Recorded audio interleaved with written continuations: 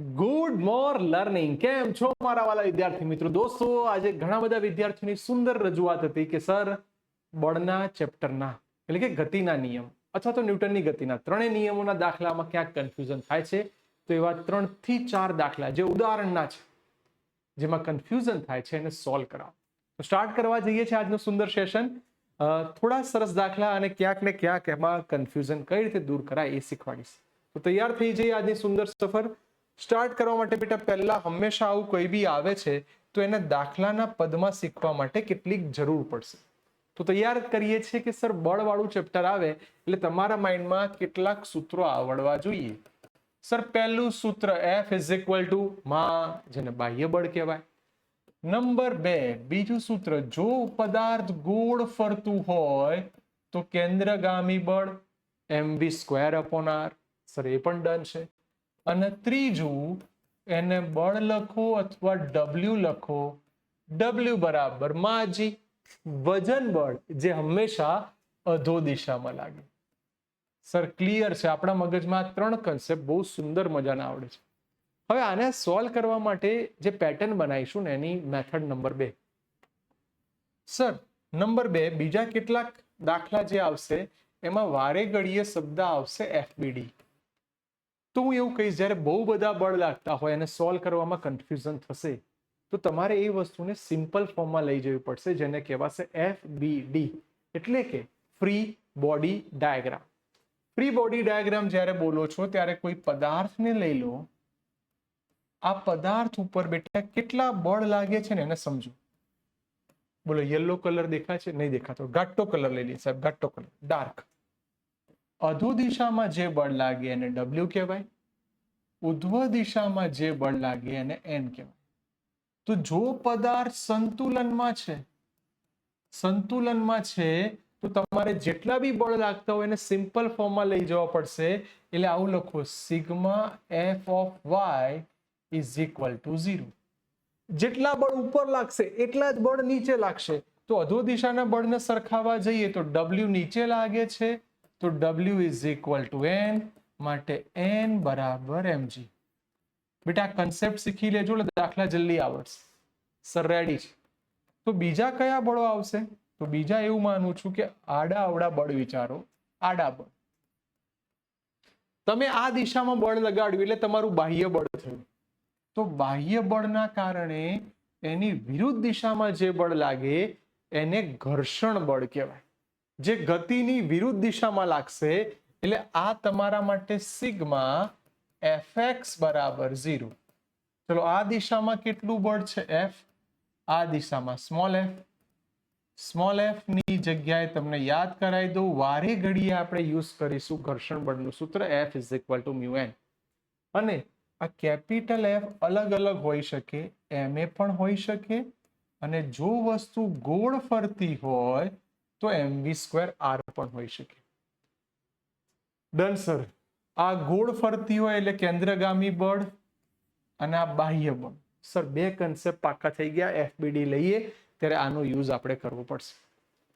ત્રીજી અને સૌથી સુંદર વસ્તુ કહી દઉં, પછી આપણે દાખલાની શરૂઆત કરીએ, કે જો કોઈ બળ આ લાગે છે, તણાવ બળ, આપણે દોરડાથી ખેંચીને લઈ જઈએ છીએ એને, દોરડાથી ખેંચીને દોરી ઉપર જે લાગે તણાવ બળ કહેવાય. અને એની વિરુદ્ધ દિશામાં ઘર્ષણ બળ. આને સમજાવું છું આ રીતે કે જો પદાર્થ આ દિશામાં ગતિ કરે છે તો આ બળને ધન ગણવું અને એની વિરુદ્ધ દિશાનું બળ ઋણ ગણવું. Is equal to F. બની શકે F ની જગ્યાએ તમે ma લખશો, આ તણાવ બળ, આ ઘર્ષણ બળ મ્યુ n. ક્યારે આ લખાશે? કે જ્યારે બેટા પદાર્થ આ દિશામાં ગતિ કરતો હશે. ચલો, હું સહેજ ખસી જઉં છું, તમને આઈડિયા આવે એટલે. બોલો, આટલા બધા સૂત્રો એક સરસ મજાના રેડી હોવા જોઈએ. તો આજના સુંદર સેશનમાં જતા રહીએ. સર, ડન છે? જઈએ નેક્સ્ટ. આજના દાખલાની શરૂઆત કરવા જઈ રહ્યા છીએ. બી રેડી, બી ક્વિક. મસ્ત રીતે દાખલા સોલ્વ કરવા છે. 6 કિલોગ્રામ દળનો એક બ્લોક, m બરાબર 6 કિલોગ્રામ. જ્યારે કોઈ દાખલો આપેલા ડેટા પકડી કાઢો. બોલો, m બરાબર કેટલા કિલોગ્રામ છે? 6. 2 મીટરની લંબાઈ તમને આપી છે 2 મીટર.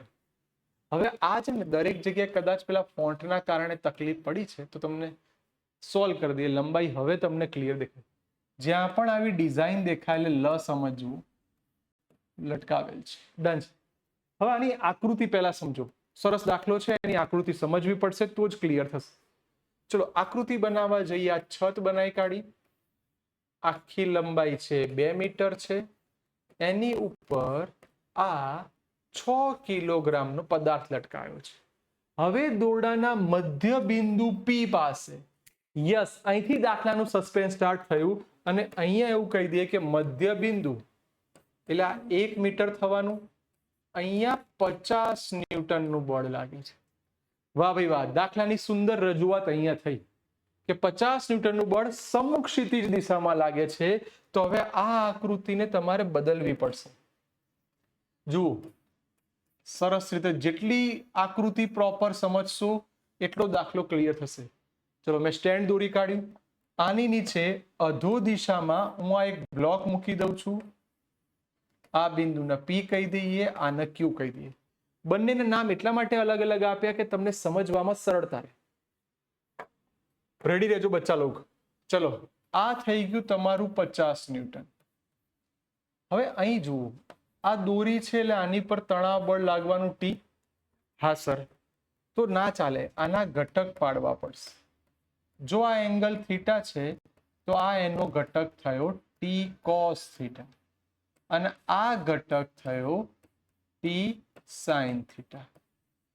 બોલો, આપણા મગજમાં પેલા બે ઘટકો સરસ મજાના તૈયાર થઈ જવા જોઈએ. બોલો, બંને ઘટક આપણા માઇન્ડમાં રેડી થઈ ગયા? Done sir. હવે સહેજ બીજી માર્કર લઈ લઈએ અને બીજા બળ સમજીએ. આની સ્થિતિ, તો આની પર અધો દિશામાં જે બળ લાગે mg કહેવાય અને આ થયું દોરીનું તણાવ બળ. હો સર, આટલા બધા બળો એક જ આકૃતિમાં થયા, નહીં સમજાય તો છૂટા છેડા કરો. શું કરો? છૂટા છેડા, એટલે ભાગ પાડો ને સમજો. પહેલો કન્સેપ્ટ કોની માટે સમજીએ? બિંદુ Q માટે. અને એની તરત બાજુમાં સમજી લઈએ બિંદુ P માટે. સર ડન છે, રેડી થઈ જાઓ. Q ની વાત કરવા જાઓ તો Q માટે તમે આકૃતિનો આ ભાગ ધારીને જુઓ. જેટલું બળ નીચે લાગે એટલું જ બળ ઉપર લાગે. આ બ્લોક દોરી કાઢો. અહીંયા m ની વેલ્યુ કેટલા કિલોગ્રામ કીધી ભાઈ? 6. g ની વેલ્યુ 10, એટલે 6 ગુણ્યા 10.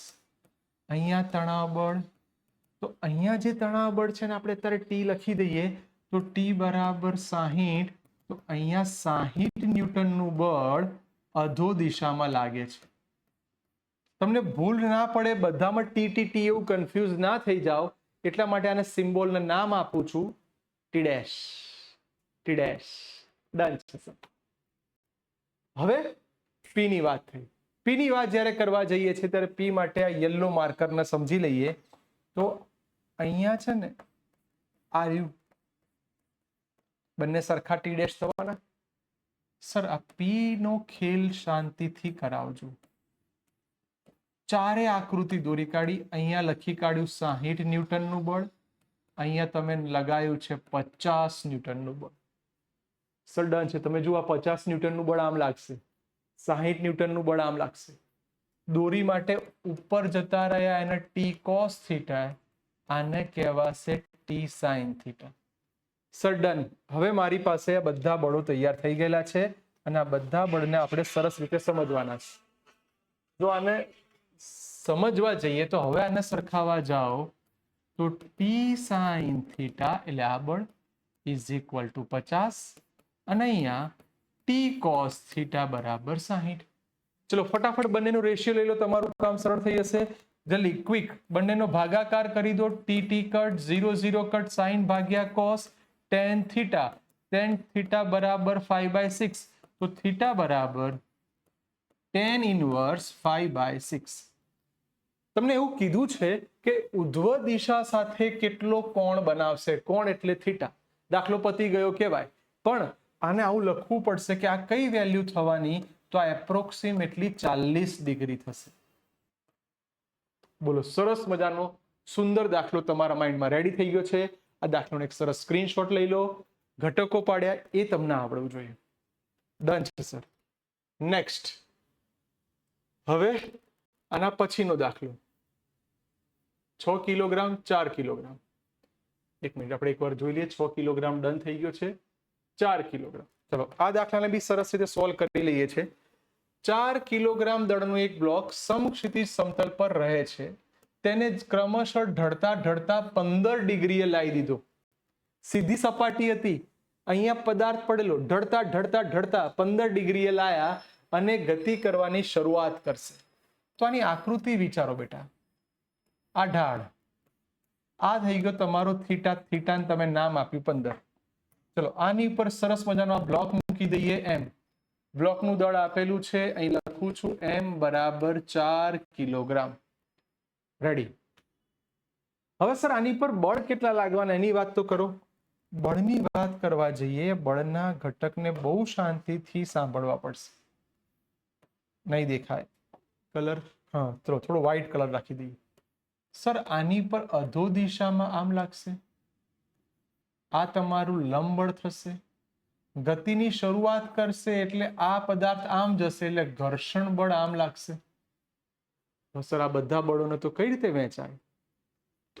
સમજો, ગતિ આમ કરશે એટલે ઘર્ષણ બળ આમ લાગશે એટલે આ ખૂણો થીટા થાય તો આના ઘટકો પડે W cos થીટા અને આ ઘટક થશે W sin theta.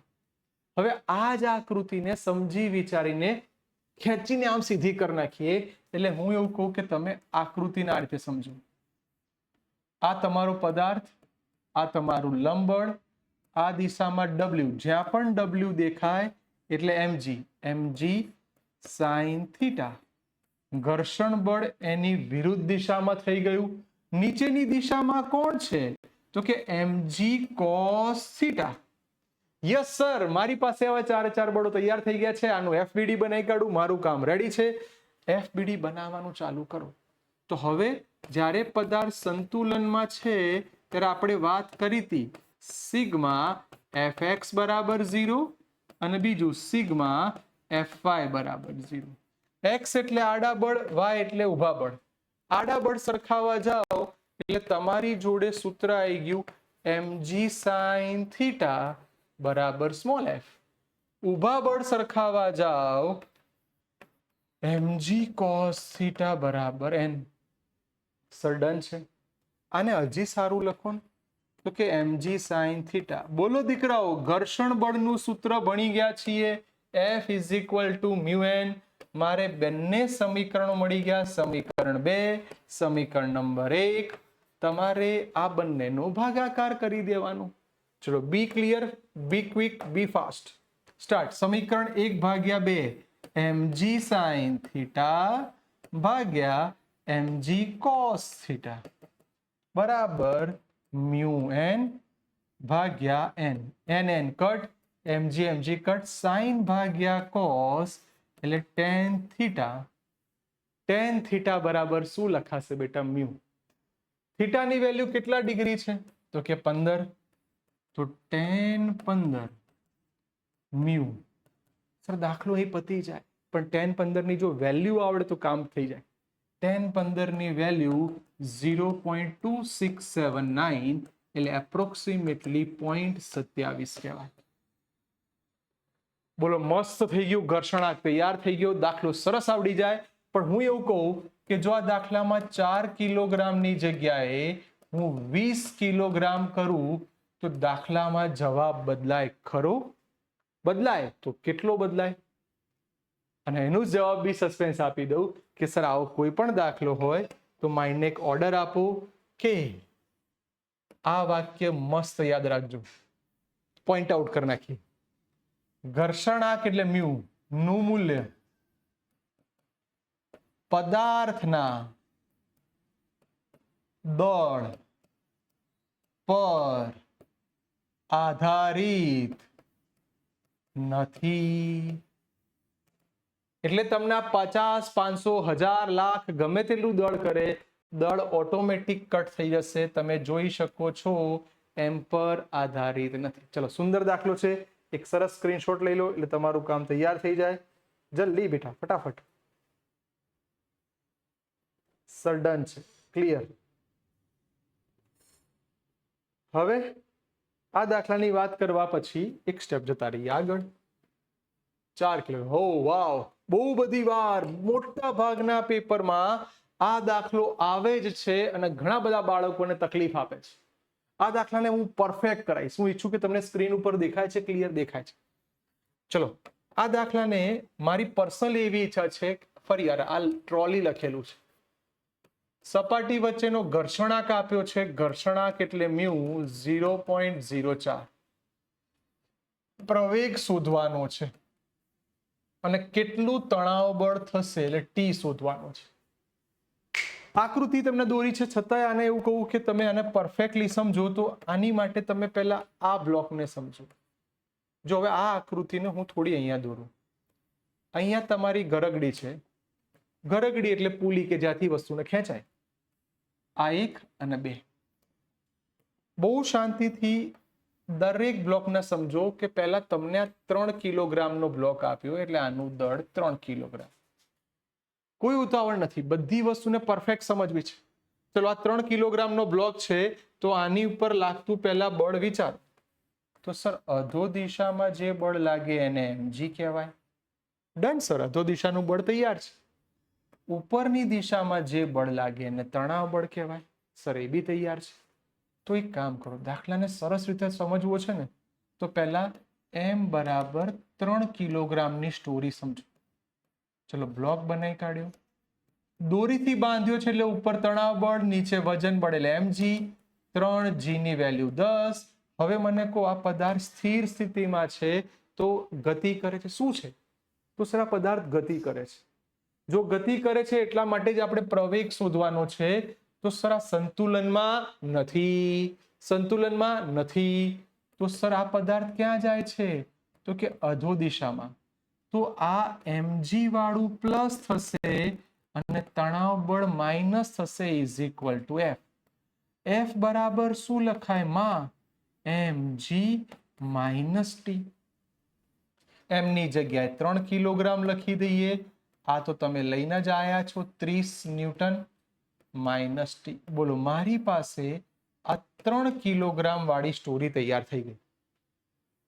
Done sir, આ જે તમે બોલો છો પરફેક્ટ થઈ ગયું છે. વાત હવે આડી કરો. આડી એટલે કે હવે આ બ્લોક, આ ભાઈ બંધ, હવે આ નહીં દોરી કાઢું છું તો સીધી વાત છે કે આની પર તણાવ બળ ટી. સર તણાવ બળ ટી પણ તૈયાર છે. આ દિશામાં વજન બળ આવશે mg, લંબ બળ n, ઘર્ષણ બળ આ દિશામાં લાગશે એટલે મ્યુ mg.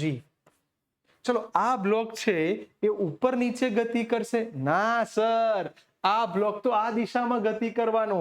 જો આ દિશામાં ગતિ કરે તો હવે m બરાબર 20 કિલોગ્રામ માટે 20 કિલોગ્રામ માટે વિચારો તો આ બ્લોક આમ જશે, આમ. જો આ બ્લોક આમ જાય તો આની માટે ટી ધન, ઘર્ષણ બળ minus is equal to capital F. ફરી બ્લોક આ દિશામાં જશે તો તણાવ બળ પ્લસ, ઘર્ષણ બળ માઇનસ. તો આની જગ્યાએ capital M A T mu M G. ચલો તૈયાર થઈ જઈએ. જ્યાં જ્યાં એમ છે ત્યાં 20 લખવાનું છે, લખી કાઢો. તો 20 એ ટી, ઘર્ષણ બળ આપ્યું છે 0.04 એટલે 4/100. એમ તમારું 20, જી ની વેલ્યુ 10. ઉડાડો તમતાર. સર ડન છે, ગાતો બી ઉડી ગઈ. તો 20 એ બરાબર ટી માઇનસ 4 દુ 8. સર મારી પાસે આ બીજું સમીકરણ પણ તૈયાર. હવે બેટા તમારા બંનેને સોલ્વ કરીને યાદ રાખો, પહેલા પ્રવેગ શોધવાનો છે ને પછી તણાવ. હવે આ બંનેને ખાલી એક કામ કરો, અહીં આવું લખીએ છીએ કે સમીકરણ 1 અને સમીકરણ 2 પરથી. Ready ready ready, white white white. ચલો ચલો ચલો. 3a 30 minus T,